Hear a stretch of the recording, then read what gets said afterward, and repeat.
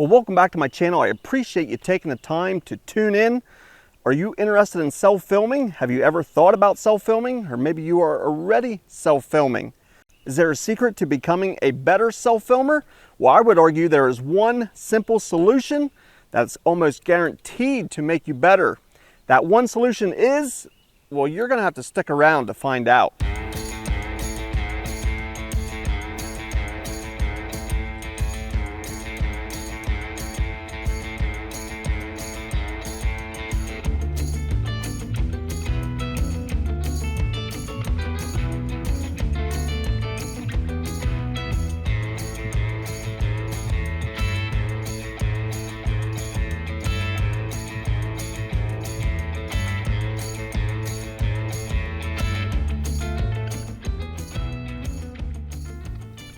Well, before we get into the meat and potatoes, and I do promise to share with you what I think is the single most important tip to self-filming, I do want to share a little bit of my backstory and how long I've been self-filming. I've been self-filming for a long time.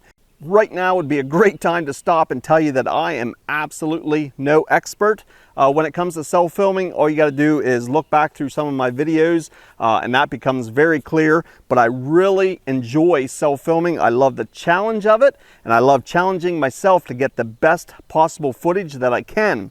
Now, that does not mean you have to have top-notch, high-dollar equipment to make self-filming fun. In fact, you have to start somewhere, and I would suggest starting near the bottom and seeing how you like it and start working your way up from there. Now, a little bit of a backstory on what got me self-filming and how long I've been self-filming. Personally, I have never used the VHS recorder, although I did have a good friend that had one, and I think we might have did some filming of each other with that way back in the day. But my very first camcorder was a High 8. Now, if you do not know what a High 8 camcorder or handy cam is, well, that just gives a clue to what your age is. High 8s were around a long time ago, and I've been self-filming for a long time. When I go back and watch some of that old footage, I can hardly watch it myself. Either I get seasick or I just cannot believe how bad that footage was. But at the time, I was enjoying it, and I was doing the best that I can. Now, fast forward to today, maybe 15, 20 years later, I'm still self-filming. I still really enjoy it. It is definitely a challenge, and it's not for the faint of heart. It takes patience, and it absolutely will cost you game at some point. If you're not willing to accept that fact, self-filming may not be for you. But now on to the reveal of the big secret, or what I think the single most important thing is to make you a better self-filmer. That is experience. Practice, practice, practice. You have to get out there and practice. You cannot expect to show up maybe on the first day of deer season and lay down some of the best footage that anybody has ever seen. It just simply doesn't happen like that. There's many things happening. If you're in a hunting situation, you have your weapon, you have your camera, probably a camera arm. It's a lot of extra gear up in a tree. It takes extra time to set up.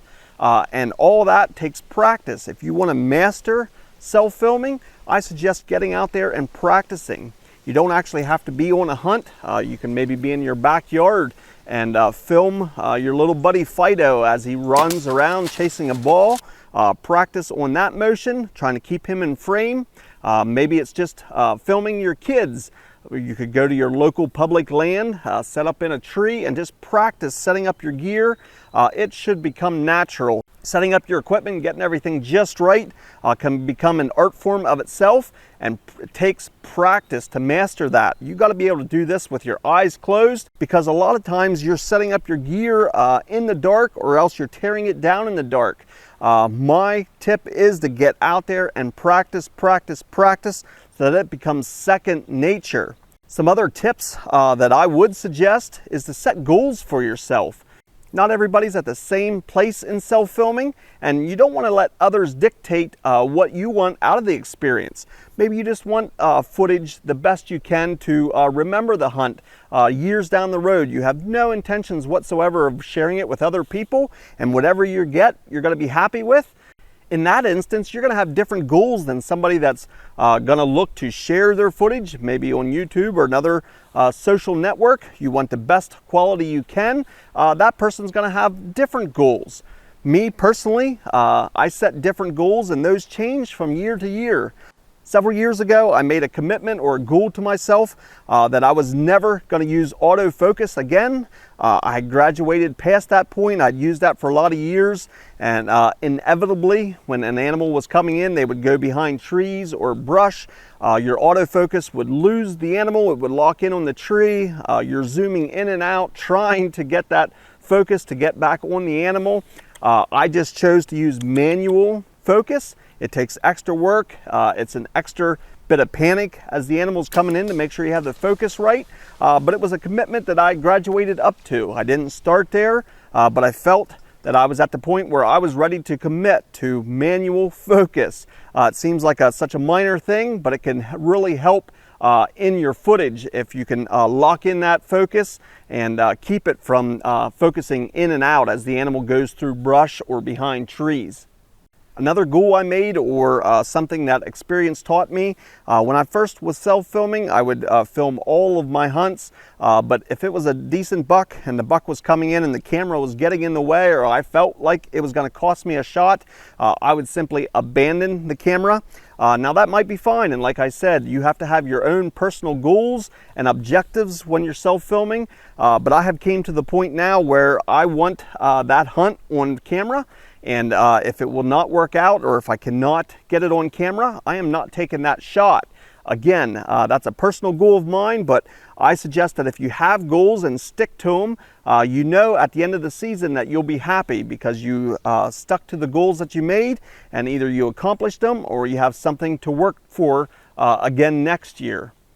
Now, another thing that I had already alluded to is you don't need the absolute best equipment that money can buy.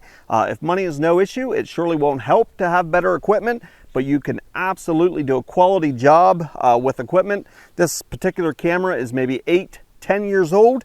It still can produce good footage, and if you have a steady camera arm, that goes a long ways. I do have a remote controller here, which this camera is compatible for that. That's very important to me. So although it's an older camcorder, it has the features that I need to do a quality job. So again, it does not take very expensive equipment to do a good job in self-filming. It all comes back to, again, practice, practice, practice. So if you are interested in more information about self-filming, I had did a video that talks specifically more about gear and the gear I use and why I chose specific gear, even right down to my hunting archery release and things like that. I'll put a link up above me here to a video that I did several years ago. Most of that information, although it's several years old now, I stand by that. I still follow that information that I had shared. So if you want to, follow that link above, and I'll put a link down in the description. If you have any questions about self-filming or any comments, I'd love to hear from you. Please put them down in the comments section. I try and get back to each and every one of you. I'm going to get quiet now and do a little bit of groundhog hunting while I'm up here in the tree. We'll see you in the next video.